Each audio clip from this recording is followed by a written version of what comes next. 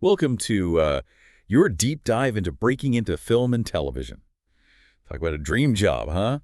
You sent over some really interesting stuff, including excerpts from a guide to the industry and what looks like an actual film treatment. It's So impressive. Your choice of sources tells me you're looking beyond the glitz and glamour. You're already thinking about the nuts and bolts of how productions actually work. you're spot on. It's like you want to know the secret recipe behind the movie magic, not just enjoy the final dish. Speaking of recipes, this guidebook, it has a really interesting way of describing the industry. It's not just one giant studio system. It's more like a collection of cottage industries. That's such a great analogy. Each sector feature films, television, documentaries, animation. They all have their own specialized workflows, departments, even their own rhythm. So maybe we can start by helping you figure out where you fit into this incredibly diverse landscape. Because it's clear you're not just looking for any job in film and television. You're aiming for something specific, something that truly aligns with your interests. Absolutely. And this is where understanding the different sectors becomes crucial. Let's take feature films, for example. The guidebook actually walks us through the entire life cycle of a film, from that initial spark of an idea all the way to the final release. Okay, so let's break that down. We all know it starts with an idea, but then what? I'm guessing it's not as simple as just grabbing a camera and shouting, action. Not quite. Before any cameras roll, there's a lot of groundwork involved. You've got to develop that idea into a compelling story, write a script, secure funding, assemble a talented cast and crew. It's a whole intricate dance. Hold on, I'm sensing some industry jargon creeping in here. Hmm. This guidebook mentions terms like treatment and seed money. Can you demystify those for us? Of course. Think of a treatment as a film's first date outfit. It's not the full-blown script with all the dialogue, but it's a way to showcase the core concept, the characters, and the overall tone of the film in a visually engaging way. It's meant to pique the interest of potential investors. Ah, so it's like a movie trailer, but on paper.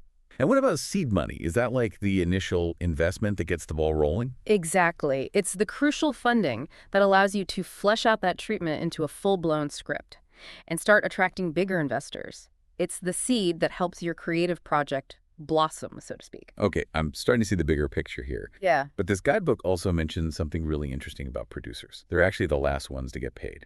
That's a whole different level of commitment, isn't it? It really is. Everyone else, the actors, the crew, even the caterers, they all get paid before the producers see a dime. And that highlights something crucial about film production. It's inherently risky. Producers are essentially betting on the success of the project, putting their own financial security on the line. Wow, talk about putting your money where your mouth is. It's not just about the creative vision. It's about having the business savvy and the courage to take that leap of faith. And speaking of leaps of faith, the book mentions a fascinating example of an unconventional approach to funding. Kenneth Branagh securing small investments from individuals to finance Henry V. That's right. It was almost like a precursor to crowdfunding, tapping into a network of supporters who believed in his vision. And it just goes to show that there are multiple ways to navigate the financial hurdles of filmmaking. That's such an inspiring story. So now that we've got a glimpse of the overall production cycle and the financial risks involved, let's zoom in on the different roles within feature film production. Mm. Where do you think someone completely new to the industry might be able to get their foot in the door? That's a great question. The cutting room is often overlooked, but it's an absolutely fantastic place to start. It might not be the most glamorous department, but it's where the magic of storytelling truly comes alive. Absolutely. It's where raw footage is transformed into a compelling narrative, where pacing and visual language are meticulously crafted. Plus, I've heard that many successful directors and producers got their start in editing. It's true. Working the cutting room gives you an invaluable understanding of how films are structured, how different shots create meaning, and how the emotional impact of a scene can be heightened through editing. It's like a masterclass in visual storytelling. So we've explored the world of feature films, from the initial idea to the final cut. But feature films are just one piece of the puzzle, right? There's a whole universe of other sectors out there, each with its own unique set of challenges and rewards. You're absolutely right. And speaking of visual storytelling, commercials are a masterclass in condensing narratives into tight time frames. They're like mini movies, packed with creativity and technical wizardry. Commercials, documentaries, animation, television. It's almost overwhelming to think about. How do you even begin to wrap your head around all these different sectors? Well, a good place to start is by understanding the key players in each sector. In commercials, for example, advertising agencies play a crucial role.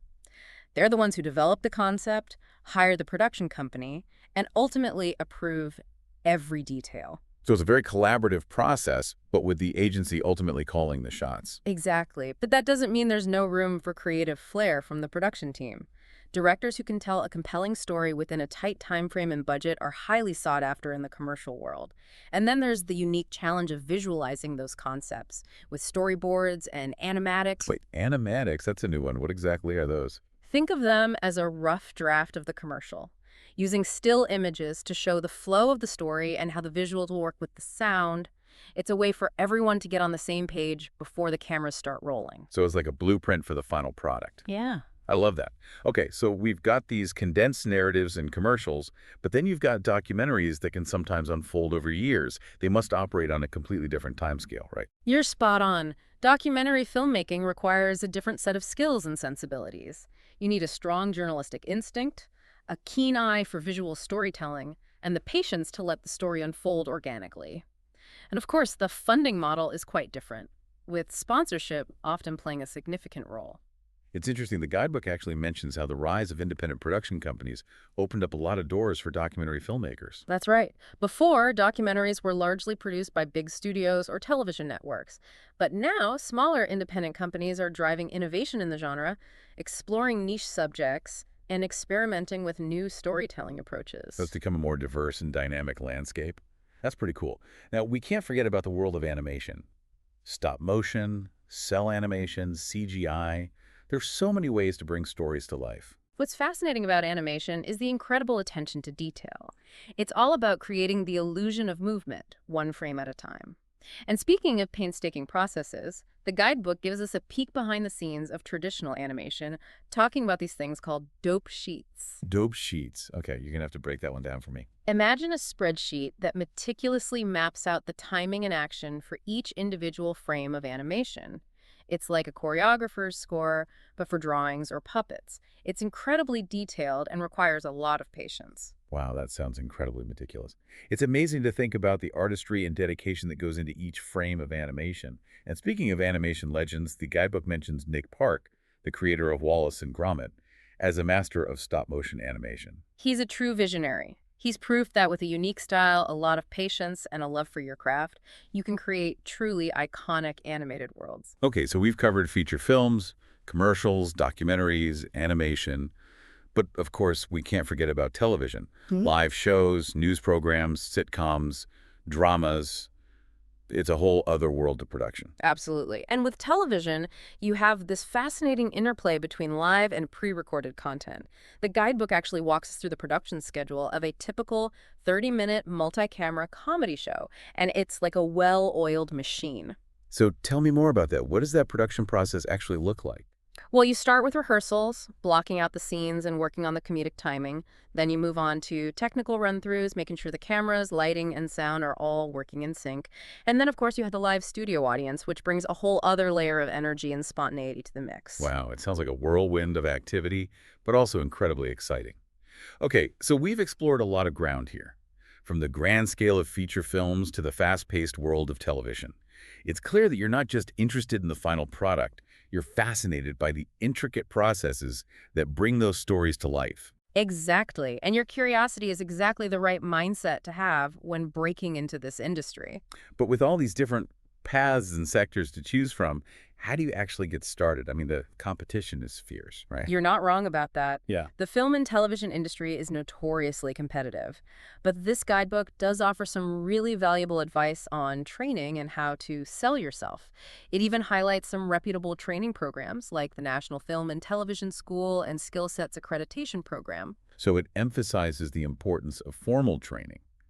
But what about the practical side of things? How do you actually get your foot in the door? Well, the book stresses the importance of targeted networking. It's not just about attending any industry event. It's about identifying the key players in your chosen field and finding ways to connect with them. Film festivals, workshops, even online forums can be great places to start. So it's about doing your research, building relationships, and showcasing your passion and skills. Precisely. It's about demonstrating that you're not just a fan of film and television. You're a serious contender who's willing to put in the work. Okay, I think we covered a lot of ground here.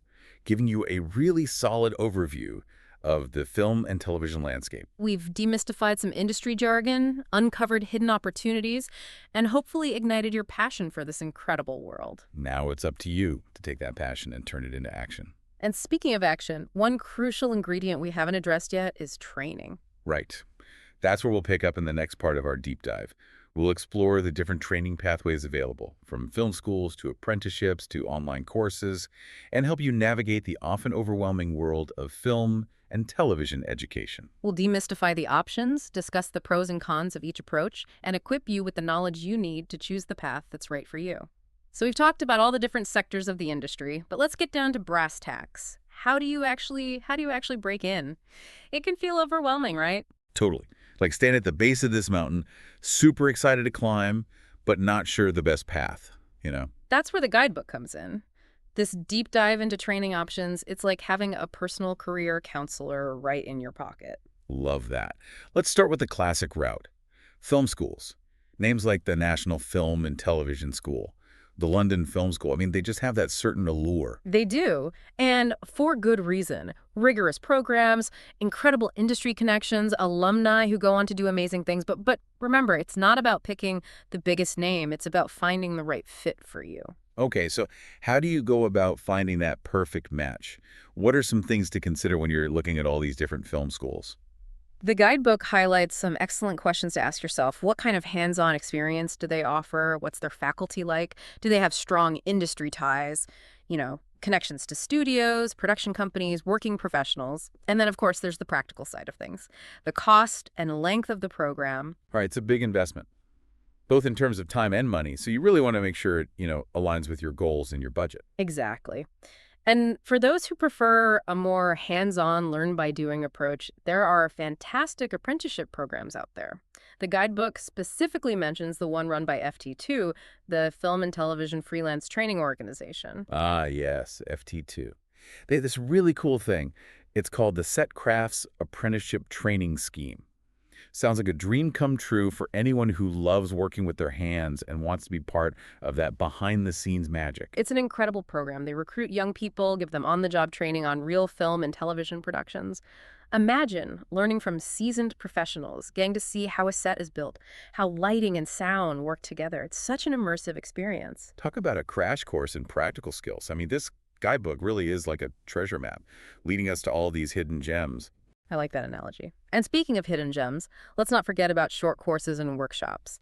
They're a fantastic way to gain specialized skills or dive deeper into a particular area of interest, whether it's screenwriting, editing, or even just learning the ins and outs of a specific piece of equipment. I can see how those would be perfect for someone who, maybe can't commit to a full-blown degree program, but still wants to, enhance their skills or maybe explore a new area. Exactly. And short courses often have the added benefit of being taught by industry professionals, so you're getting real-world knowledge and insights. So you're learning from people who are actually out there doing the work, facing the challenges, and making movie magic happen.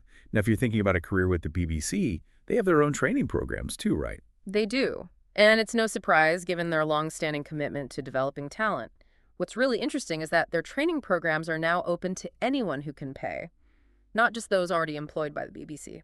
Oh, wow. So it's a chance to, get a taste of the BBC's world-renowned training and potentially make some valuable connections. Absolutely. And the guidebook encourages anyone interested in working for the BBC to, check out their training offerings. It's a great way to get a feel for their working culture and standards. It's like getting a glimpse behind the curtain of one of the most, respected broadcasting organizations in the world. Okay, so we've talked about film schools, apprenticeships, short courses, even the BBC's own training programs. There's a whole buffet of options out there. And that's the beauty of it. There's a pathway for everyone, whether you thrive in a structured academic environment or you prefer a more hands-on, immersive experience.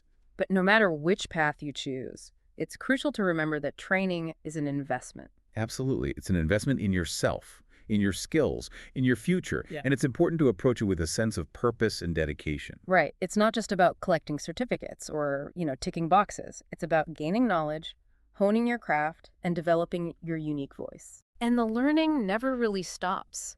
Even seasoned professionals are constantly evolving, exploring new technologies, finding ways to push the boundaries of storytelling. So it's about staying curious, embracing challenges, and always striving to learn and grow. That's inspiring. But even with all this amazing training, how do you actually go about landing that first job? That's a great question, and it's something we'll delve into in the final part of our deep dive. We'll explore the practical side of things, from crafting a compelling resume and cover letter to networking strategies and navigating the sometimes daunting world of job interviews. So we'll equip you with the tools and insights you need to not only get your foot in the door, but also make a lasting impression and launch a successful career in this incredible industry. Okay, so we're back and ready to tackle, well, the final act of your film and television journey. Landing that first job, we've covered the different sectors, explored all those training options, and now it's time to put all that knowledge into action. It's like we've given you the ingredients, the recipe, and now it's time to, cook up a storm. But even with the best recipe in the world, you still need the right tools and techniques, right?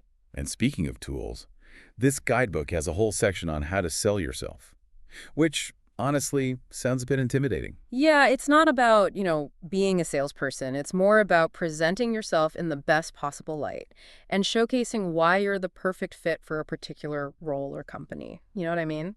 So where do you even begin? I'm guessing a killer resume and cover letter are non-negotiable.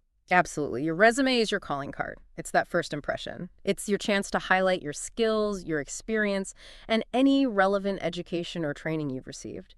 And the guidebook really stresses the importance of tailoring your resume to each specific job you apply for. Right. It's not about creating some generic one-size-fits-all document. It's about, like you said, highlighting the experiences and skills that are most relevant to that specific role that you're targeting. Exactly. And then your cover letter, that's your opportunity to expand on those experiences, showcase your personality a bit, and really express your genuine enthusiasm for the company and the specific position. So it's about making that personal connection, demonstrating that you've done your research, Yeah. and just really conveying your passion for the work. Yeah, and speaking of personal connections, networking plays a huge role in the film and television industry. Remember all those industry events and workshops we talked about earlier? Yeah. Well, they're not just about gaining knowledge, they're also about building those relationships and making yourself known. So it's about putting yourself out there, striking up conversations, following up with the people you meet, which I'll be honest can be a little daunting, especially for us introverts. Oh, I hear you. It can be. But the guidebook, it actually offers some great tips on how to approach networking in a way that feels authentic and comfortable. It's not about schmoozing or being fake. It's about building genuine connections and expressing your interest in the industry. Right, and sometimes those connections can lead to, like, unexpected opportunities. You never know who you might meet or where a conversation might lead. Absolutely. And then when it comes to actually landing an interview, the guidebook has a whole chapter dedicated to interview strategies. It covers everything from how to research the company and anticipate potential questions to how to dress appropriately and project confidence. So it's like having a cheat sheet for navigating that whole interview process. Exactly. It walks you through common interview questions, offers tips on how to structure your answers, and even suggests ways to follow up after the interview to really leave a lasting impression. So it's about being prepared, being yourself, and showing that genuine enthusiasm for the opportunity. And remember, an interview is a two-way street. It's also a chance for you to assess whether the company and the role are a good fit for you. Don't be afraid to ask questions. Get a sense of the company culture, the team you'd be working with. Right. Okay, so we've covered resumes, cover letters, networking, interviews. That's a lot to take in. It is. But remember, breaking into the film and television industry, it's a journey. It takes time, effort, a lot of perseverance, and a little bit of luck, I think. But with the right preparation, a healthy dose of passion, and a willingness to learn and grow, you can absolutely make your mark in this incredible world. Absolutely. And who knows, maybe one day you'll be the one sharing your wisdom and experience with the next generation of aspiring filmmakers and television professionals. That's a great thought. So to wrap things up, what's the one key takeaway you want our listeners to walk away with today? It's this. Don't be afraid to take that first step. Do your research, network like crazy, hone your skills, and never stop learning. The film and television industry is filled with challenges, but it's also incredibly rewarding.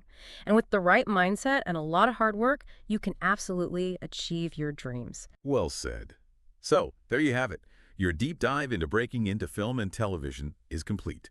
We've explored the different sectors, uncovered all sorts of training options, and hopefully equipped you with the tools and insights you need to launch your career. Now go out there, chase those dreams, and make some movie magic.